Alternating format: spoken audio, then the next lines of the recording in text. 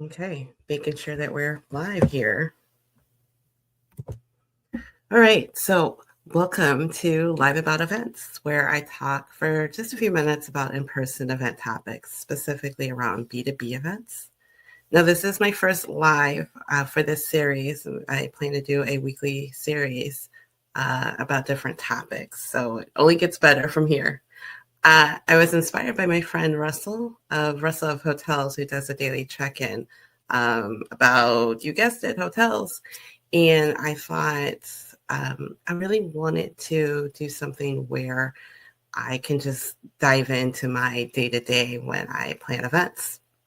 But to back up, I just want to introduce myself. For those who don't know me, my name is Tiffany English, and I'm the founder of Velvet Style Event Marketing.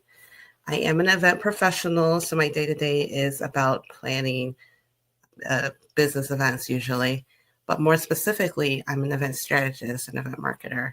And I say that to say that I utilize events as a marketing tool to help businesses grow and build their brand as well as their community. So I'm excited to just chat about any type of in-person events and just give you a peek into what my day is like. So, you check out each week a different topic, or if you have something in mind that I should talk about, please reach out. I'll have my contact information in the description. So with that being said, I want to talk about something that came up yesterday while I was working. And so this week's theme is about event dates, or more specifically, when event dates go wrong. So I want to talk about a situation that happened yesterday. In my corporate job, my role is to source venues, source meeting spaces to plan workshops all over. So I heavily deal with sales managers in talking with setting up contracts and booking events. So yesterday, one of my worst event fears happened, which involved a date confusion. So I'm booking a meeting for May 13th. And everything's going through the contract. We have a whole different department that overlooks the contracts. And I received an email that said, we have two different dates on this contract. We have May 13th, May 15th. Which one is correct?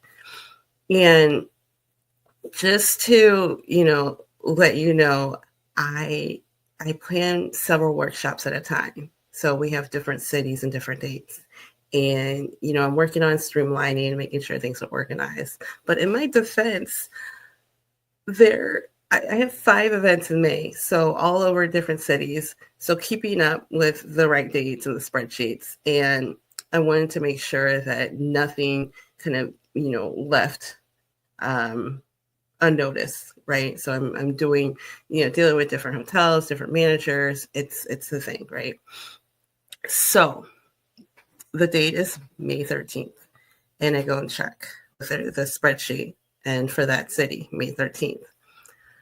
All of the communication says May 15th.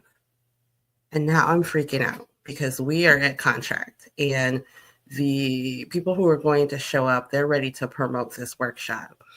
And I get so nervous. So of course I email the sales manager, and ultimately it laid on me because I may have overlooked the date in just in our conversation, just assuming that, it was the right date and didn't do my final checks.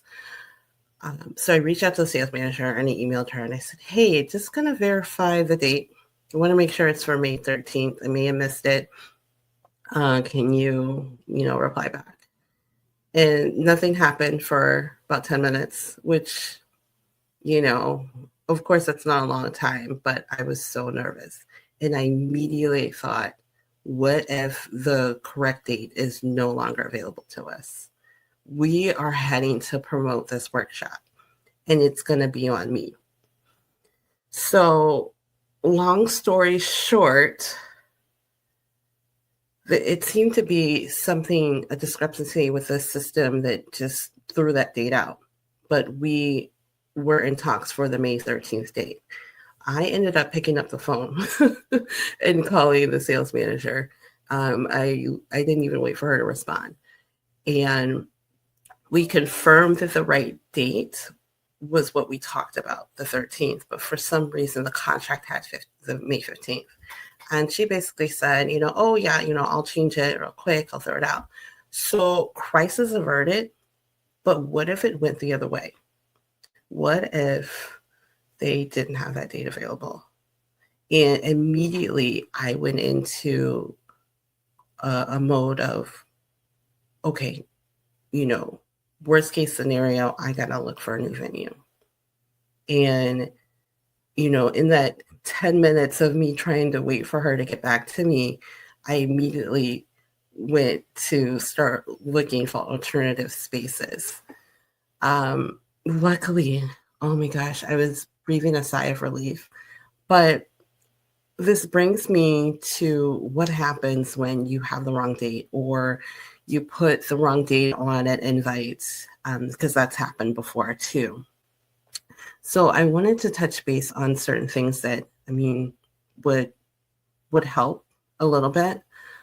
For one, for me, that helps, and going forward, I'll make sure to do that.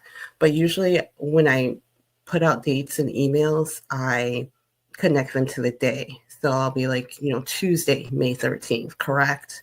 And then just having, that confirmation. Another thing too is to have someone else kind of be your backup, because you are doing so much, right? And sometimes you overlook. And this is helpful too with any type of copy. You want somebody, so an extra set of eyes never hurts, especially when you've been heavy into the event. And sometimes it's helpful for someone outside looking in to help.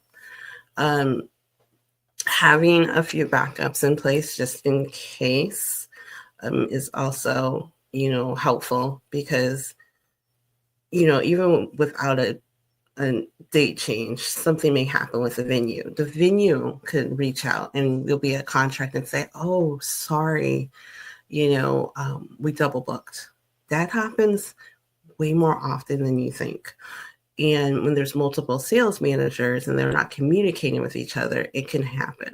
So having backups definitely helps. And, just being more proactive instead of reactive, right? So having more backup plans when it comes to that. But you know what? It happens. We're human. And it's happened to me more than once and more than twice. Not me being my fault, but maybe, a date coming from someone else and they said Friday, but they meant Saturday. So it was up to me to reach out and see what we can do. And then just, be quick about it, right?